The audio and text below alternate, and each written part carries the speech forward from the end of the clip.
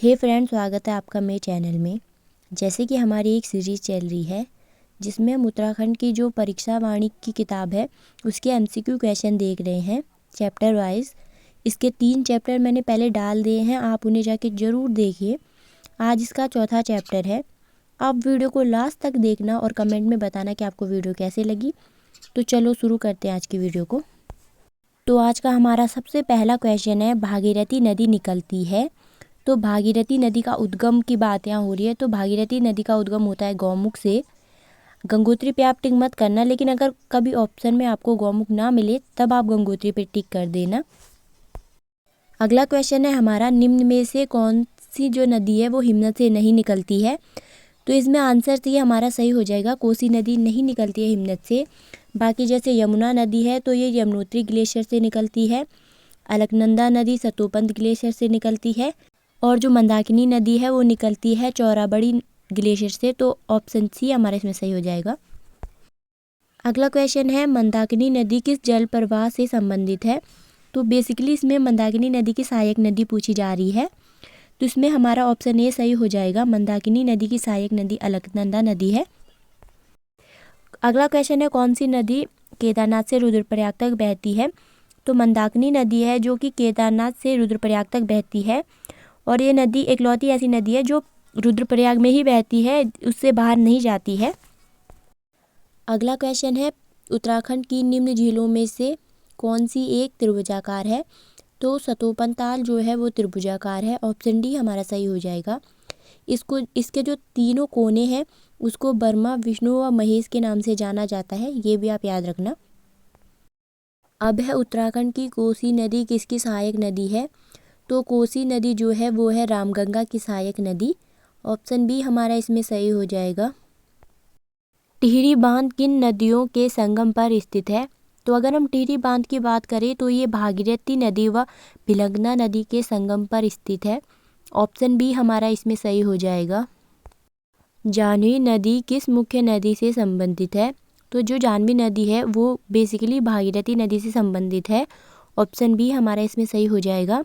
जाह्नवी नदी को जाड़गंगा भी कहा जाता है और ये उत्तरकाशी के जो भैरव घाटी है यहाँ पे वो मिल जाती है भागीरथी नदी से, आप ये भी याद रखना।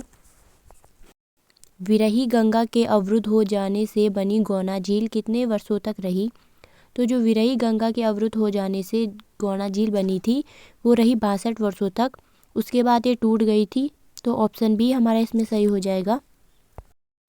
काली और गोरी नदी का संगम होता है। तो काली और गोरी नदी का संगम होता है जौलजीबी में। ऑप्शन ए हमारा सही हो जाएगा। जौलजीबी की बात करें तो ये पिथौरागढ़ में है और यहाँ जौलजीबी मेला भी लगता है। तो क्वेश्चन कई बार बन जाता है कि जौलजीबी मेला किन दो नदियों के संगम में होता है। तो ये होता है काली और गोरी नदी के संगम में। अगला क्वेश्चन है, निम्न में से सही युग्म उत्तर चुनिए।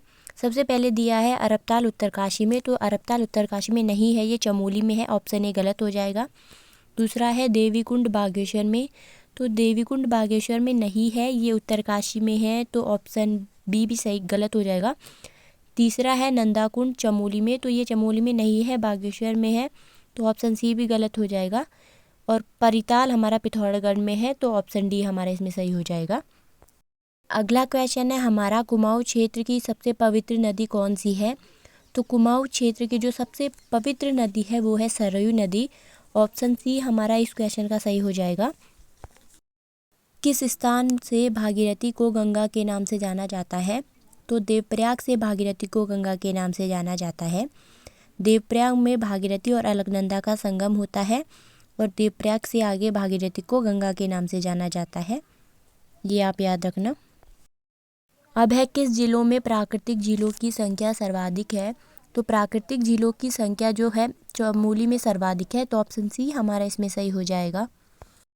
राज्य का सबसे लंबा हिमनद है, हिमनद या ग्लेशियर बोल सकते हैं। तो जो राज्य का सबसे लंबा ग्लेशियर है वो है गंगोत्री ग्लेशियर।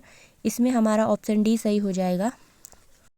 अगला क्वेश्चन है, कौन सा ताल उत्तराखंड में रहस्यमयी ताल के नाम से जाना जाता है। तो जो रहस्यमयी ताल के नाम से जाना जाता है वो है रूपकुंड ताल। ऑप्शन डी हमारा इसमें सही हो जाएगा। इसे कंकाली ताल भी कहा जाता है। गढ़वाल का सबसे बड़ा व गहरा ताल है, तो गढ़वाल का जो सबसे बड़ा व गहरा ताल है वो है सहस्त्र ताल। ऑप्शन बी हमारा इसमें सही हो जाएगा। अब है कुमाऊं का सबसे बड़ा ताल है, तो कुमाऊं का सबसे बड़ा ताल भीमताल है और ये स्थित है नैनीताल में। अब है खतलिंग ग्लेशियर कहाँ स्थित है, तो खतलिंग ग्लेशियर जो है वो टिहरी गढ़वाल में स्थित है, तो ऑप्शन बी हमारा इसमें सही हो जाएगा। हिमालय के हिमनदों के पिघलने की गति है, तो इसमें ऑप्शन बी सही हो जाएगा, सबसे अधिक है। विश्व में जितने भी ग्लेशियर है उनसे सबसे ज़्यादा पिघलने की गति हिमालय के हिमनदों की है। हेमकुंड लोकपाल झील के किनारे सिखों के कौन से गुरु ने तपस्या की थी, तो इसमें ऑप्शन डी गुरु गोविंद सिंह सही हो जाएगा। ये सिखों के 10वें गुरु थे और इन्होंने हेमकुंड में अपनी तपस्या की थी। नचिकेता ताल किस जिले में है, तो नचिकेता ताल जो है वो है उत्तरकाशी जिले में। ऑप्शन डी इसमें हमारा सही हो जाएगा। अगला क्वेश्चन है हमारा, निम्न में से किस स्थान पर गर्म जल स्रोत नहीं है। बद्रीनाथ की अगर हम बात करें तो यहाँ तप्त कुंड है जो गर्म जल स्रोत है। यमुनोत्री में सूर्य कुंड है। गौरी कुंड में गौरी कुंड ही है। और अगर हम गंगोत्री की बात करें तो यहाँ कोई भी गर्म जल स्रोत नहीं है, तो ऑप्शन डी इसमें सही हो जाएगा। निम्न में से कौन युग्म में सही नहीं है, तो इसमें पहला है भागीरथी गौमुख से आती है, तो ये सही है। भिलंगना खतलिंग ग्लेशियर से आती है, ये भी सही है। मंदाकिनी चौराबाड़ी ताल से आती है, ये भी सही है। पर पश्चिमी गंगा रामगंगा जो है वो आती है दूधातोली से, तो ऑप्शन बी इसमें हमारा सही हो जाएगा। हार्डी प्रताप किस जिले में है, तो अगर हम बात करें हार्डी प्रताप की तो ये है देहरादून जिले में। ऑप्शन डी इसमें हमारा सही हो जाएगा। शुद्ध रूप से कुमाऊं मंडल का सबसे बड़ा ग्लेशियर है, तो कुमाऊं मंडल का जो सबसे बड़ा ग्लेशियर है वो है मिलम ग्लेशियर। अगर हम बात करें पूरे उत्तराखंड की तो इसमें गंगोत्री ग्लेशियर सबसे बड़ा ग्लेशियर है। 6 कोनों वाला डोंडीताल किस जिले में स्थित है, तो जो 6 कोनों वाला डोंडीताल है वो है उत्तरकाशी जिले में। और यहीं से असीम गंगा जो कि गंगा की सहायक नदी है उसका उद्गम होता है। अलकनंदा नदी का उद्गम स्थल है, तो अलकनंदा नदी का जो उद्गम स्थल है वो है सतोपंत ताल या सतोपंत ग्लेशियर। ऑप्शन सी हमारा इसमें सही हो जाएगा। नेक्स्ट है, निम्न में से यमुना की सहायक नदी नहीं है, तो यमुना की जो सहायक नदी नहीं है वो है सोंग नदी। ये गंगा की सहायक नदी है, तो ऑप्शन डी हमारा इसमें सही हो जाएगा। आज का हमारा लास्ट क्वेश्चन है, किस झील की आकृति अश्व के समान है, अश्व के खुर के समान है, तो ये है सात ताल। ऑप्शन सी हमारा इसमें सही हो जाएगा। तो आज की वीडियो हमारी यहीं समाप्त होती है। अगर आपको वीडियो अच्छी लगी हो तो कमेंट में ज़रूर आप बताना। वीडियो को लाइक करना, शेयर करना और चैनल को सब्सक्राइब करना। मिलते हैं आपको नई वीडियो में, तब तक के लिए बाय बाय।